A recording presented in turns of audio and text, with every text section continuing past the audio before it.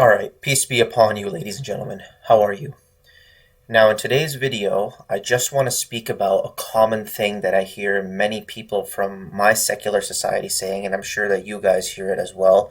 And normally this comes as a response to them seeing your commitment and faith towards a very specific thing. I believe in the Quran. I believe the Quran is the inerrant word of God. I follow that as my final and sole guidance. Or let's say they come across even a devout Christian, a sola scriptura, a Protestant Christian. I follow the Bible. The Bible is my final guidance. When they see somebody with that kind of assured and firm faith, there are many of those who respond with something like, oh, there's all these religions and books in the world. How do you know yours is right? And there's all these books. They approach the subject of religion and faith with this nihilism. There's all these books and all these things, different teachings all around the world. How do you know that yours is right? And I've spoken on this subject before, but I think it deserves extra enumeration because it's something I hear a lot in this secular society. And it needs to be exposed what this is really about when those who say, oh, there's all these religions, all these books, how do you know yours is right? And they just kind of give up on all of it. And the impression that these people give you is that they've kind of went on a long quest for truth. Like there's all these books and religions. The impression I'm given when they say that is that they're very familiar with the religions of the world. They're very familiar with the books and the differing teachings and doctrines and ideologies.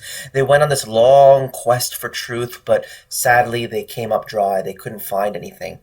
And that's a lie, because the truth is they have not studied anything. They act like they know, all these religions and books. They actually don't know anything. All they're using that line of, there's all these books and religions, which they haven't even looked into in even a cursory examination. They're just using that to justify their current lifestyle and their current sinful way of living. Because here's the thing, if we can just kind of flip the game board and say, there's so many religions, none of them, we don't know which one could possibly be right. If nobody can be proven right, no religion or no book, if no religion or no book can be proven right, then there are no objective standards anymore. No objective standards, and finally, no accountability. Therefore, there's no need for them to change themselves, change the way they live their life. Thus, their sin is justified. I'm telling you, brothers and sisters, this secular line of there's all these books and religions, it's not coming from an honest, like they don't know anything actually about any of these religions, nor do they care to even learn and try to get into it. It's just a way to eliminate the scoreboard, eliminate any accountability, because if nobody is proven right, then there's no standards, which means I can do what I want. That's the finish line that they're trying to race towards, but they're shaping it in this honest quest for truth. So, because the thing is, if Catholics are proven right, let's say we got this Christian right here, this image of a Christian, she looks like a Catholic nun. If she's proven right, then now there's a standard for how we live our life. All right, there's the Bible and the Catechism of the Catholic Church. If the Sunnis are proven right, so you got a Sunni Muslim or Hadithan or whatever right here, it could be anybody, but let's just say as a Sunni, if they're proven right, well, now there's an objective standard. There's the Quran, and then there's the Sahih Hadith, and you can talk about the Hadith and the problems with them, whatever. There's a Quran and the Hadith and the teachings of the Sunni religion, the 5 pillars. There's now an objective standard. If the Quran is proven true, there's an objective standard, the Torah. You get the point. And that's what they're trying to avoid. They don't want this. And I want you to keep it in your mind whenever you hear people say this, there's all these books and religions in the world, and it's always as a response to the surety that you have in your faith. And I'm telling you, it comes from envy as well. When people see the surety you have and the confidence and the strength your faith gives you, but they're not on that godly path, and they know deep down the sinful lifestyle they're living, there's an envy they have, and almost an arrogance, but it's projection. They think you're being arrogant. Whenever they bring that up to you and they say, all these religions, you think you're right, all these books, all I want you to do is just ask them, which ones have you studied? Okay, you're saying all these religions around the world. Which ones have you studied? What do you actually know about any of them? Can you tell me one holy book that you've read and that you can generally summarize its message to me? And you'll see that they're never able to. Which ones have they studied? They've never gotten into any of them.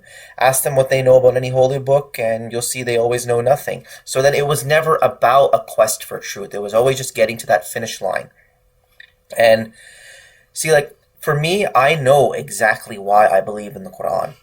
I've read the ancient texts from around the world. I've read the Bhagavad Gita. I've read the Bible. I've read the Dhammapada. I've read the Tao Te Ching. I've read the Vedas. I've read the Upanishads. I'm very familiar with all these texts, and I know exactly why I believe in the Quran and why it's superior.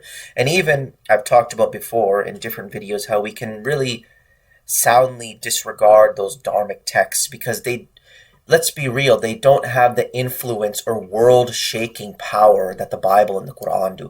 Really, the battle is between the Bible and the Quran. Those are the two biggest players on the world stage. Like, it's like if we're talking about, although it's kind of a bad example because this stuff is bad for you, but out of all the pops in the world that people drink, all the soda, it's Coke or Pepsi. Forget 7-Up, forget Fanta, forget Orange Crush.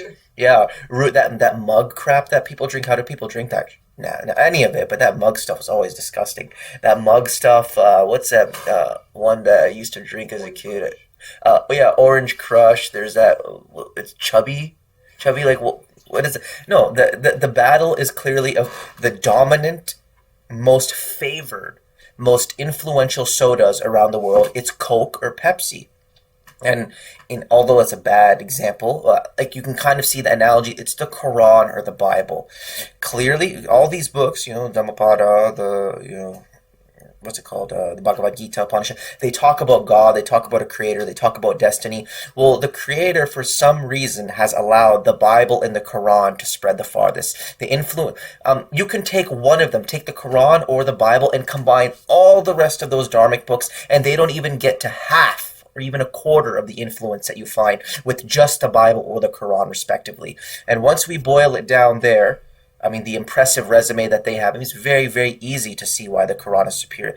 I know why I believe these things, and I've read those other books. I haven't just disregarded them. I've read the Bhagavad Gita, Tao Te Ching, but my point is I've studied because I actually care for the truth. I'm on a quest for the truth, and you may disagree with my findings. You may be a Christian and say the Bible is superior. Okay, we'll go to God on Judgment Day. The Lord will decide upon that which we differed on. But either way, I have gone on a quest for truth, and it's my humble opinion that every human being should, at the very least, I'm not saying you have to read it cover to cover, but they should know the Bible well and the Quran well, just because of their resume. Again, the world-shaking ability of not the dharmic, not Krishna, not these Hindu deities, which, by the way, the Dhammapada, it talks about. The Dhammapada assumes the existence of Indra and the Hindu Vedic deities. These are all sourced from the Vedas, the Upanishads and the Bhagavad Gita, and even the Dhammapada, the Buddhist. I see Buddhism really as just another sect of Hinduism. Now they've developed kind of their own tradition over time and sort of separated after being separate from the Hindus for so long, but Buddhism is inherently tied to Hinduism. If you read the Dhammapada, it mentions Indra, it mentions the Hindu deities, and this whole tradition, it holds nothing compared to the Abrahamic faith, this God of Abraham, Isaac, and Jacob. And I think at the very least, if we want to call ourselves truly cultured and truly studied, we should know the Bible and the Quran very well. And once you do that and you study them honestly, the Quran it's a piece of cake. You know exactly why we believe in it.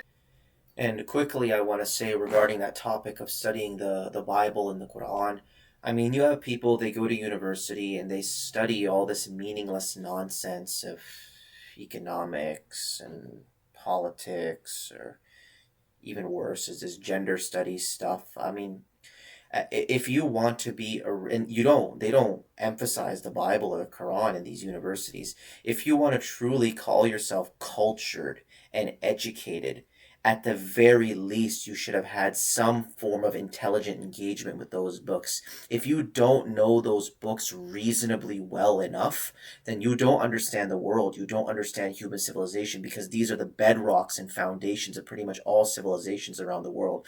So that's kind of my standard, Waleed's standard of what is truly being cultured and educated. And it starts with, most importantly, of course, the Quran, but just having a working knowledge of the Bible and the Quran. I would say that that's the beginning of understanding human civilization, cultures, those around you. Forget all that university stuff, people who travel around the world, and really they don't actually see the world. They go into all the Western hotspots in every country. They go to all the tourist attractions and the hotels. They think they're cultured and educated. No, it starts with the Bible and the Quran as your bread and butter.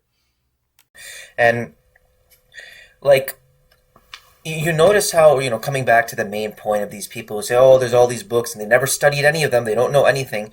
Notice how these people, they believe no person in human history, no religion, no holy book ever got anything right. Nobody ever got anything right. They themselves, me, the secular Joe Blow, I am too good for any of the religions, any of the books, any of the messages, any of the wise men of the ancient world. I am so much smarter than all of them. I possess this uniquely grand and sublime truth for myself. You notice that all of these people who reject any formal structured faith, they all tend to live very secular, meaningless lives. You notice that? Isn't it interesting? The great grand truth that they have, greater than all the men and the teachers of the past, that it's led them, the ultimate fruit and conclusion of that is a meaningless secular life. Because that's what I see. Everybody says, oh, all these religions, they always live a meaningless secular life. Again, the great grand truth which was given to them and nobody else, the supremely sublime doctrine they possess, transcending all the wise ancients of the past, all the scriptures, all the books. What are the fruits of their doctrine? They're too smart to consider any of these religions or books, none of them which have shaped all of human history and civilization. Yet what is the fruit of their uniquely special knowledge? Notice how all of these people, they drink, they smoke, they party, they eat junk food indiscriminately. They have boyfriends, girlfriends, and they prioritize money or career above anything. All these people who use that line. Isn't it amazing that the ultimate result of this grand wisdom they have above any other man in history leads them to live a meaningless secular life just like everybody else? I find that incredible. Yet us, the unenlightened people, the people of the books, the Ahlul Kitab, right? Us unenlightened, closed-minded people, just focusing in and holding ourselves accountable to the scripture. We, people of the past at least, have been family people, refraining from intoxicants. We control our lust. We're mindful over what we eat. We're fasters. We live based on higher order principles, not just for career and money. Notice how they always say you're closed-minded, you need to open your mind up to others. They're closed-minded. They've never opened their mind up to anything because they've never studied anything. I've actually read, and I know many people on my channel, they've looked into these things too. Like, notice how us alleged closed-minded people who have decided this is the truth, this is superior, this is the objective standard, that we actually live lives of higher principle and higher meaning, whereas those secular people with all their religions all around the world, they don't. So again, it goes back to that the saying in the New Testament, you will know them by their fruit. You will know people by their fruit. I know the wisdom of your worldview by your fruit and the way you live your life. And I've seen the greatest men, the most courageous, godly, of highest morals. They are men of the book, people who believe in scripture. And just know, in the end, just to kind of wrap up everything I'm saying here, that all of this is an excuse when they say this. They make it seem like they know so much about all these religions when they actually know nothing at all. And which is fine. If you don't know anything, that's okay. But my point is, they don't even care to begin learning. It's not that they've been searching and they haven't found a truth. No, they don't want to find a truth. And I'm telling you, ladies and gentlemen, that the lengths and strides that humans will go through to avoid accountability is truly incredible. It's all about eliminating any scoreboard, having no standard or metric so that we can finally judge the quality of their life and actions. They're trying to avoid judgment. That's why they don't want anyone to be proven right. And really, this is the basis, this kind of avoiding accountability, this is the basis of all your atheism, your secularism, your relativism, your obscurantism, your nihilism, your religious indifferentism, not being interested in going into any religion or book. That's the basis of it all. So, just to kind of summarize what I'm saying, whenever you're confronted with this very common secular atheist indifferentist objection, you'll get it everywhere. Just ask them, okay, what was all these religions of the world? Which ones have you studied? Let me know. What do you actually know? I'll summarize what I know. So what is the Quran about? The Quran is about worshiping your one creator, making no partners with him, and living a righteous and godly life, resisting tyranny, resisting oppression, trying to make right between your man, and teaching people goodness, standing up for truth, being just in your contracts, and just overall being a good member of this world. That's the essence of the Quranic message, and fearing God and fearing Judgment Day and believing in the hereafter. The Bible, is mixed messages because it's not just one book, but it's many books that contradict. But generally, it's along the same lines.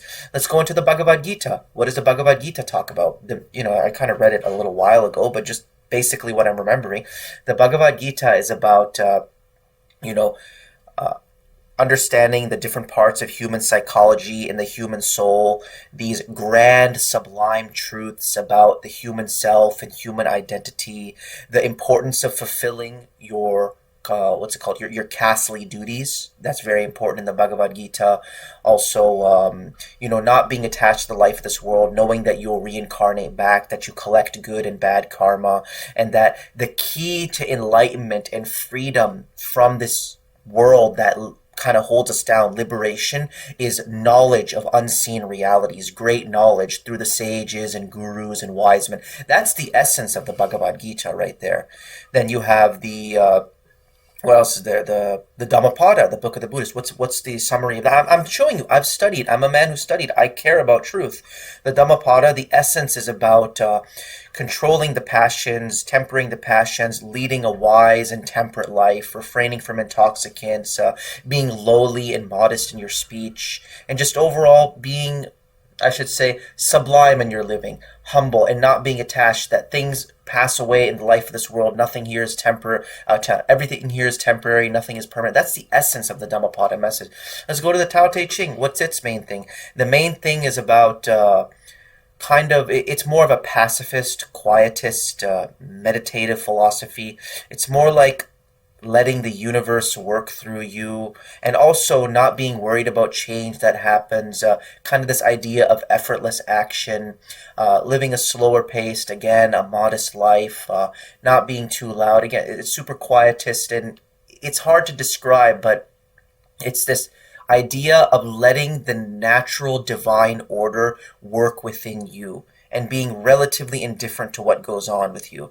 So through my resume, I've shown that I am a man who loves truth and I love studying, but these people, they haven't even began, because I want truth, you want truth, my wife wants truth, my brother wants truth, my brothers in the faith, they want truth, but these people don't. But anyways, ladies and gentlemen, that's really all I have to say on the matter. I hope this talk was a blessing, and yeah, peace to you. Remember, deceit abounds, so keep your eyes wide open. Peace out.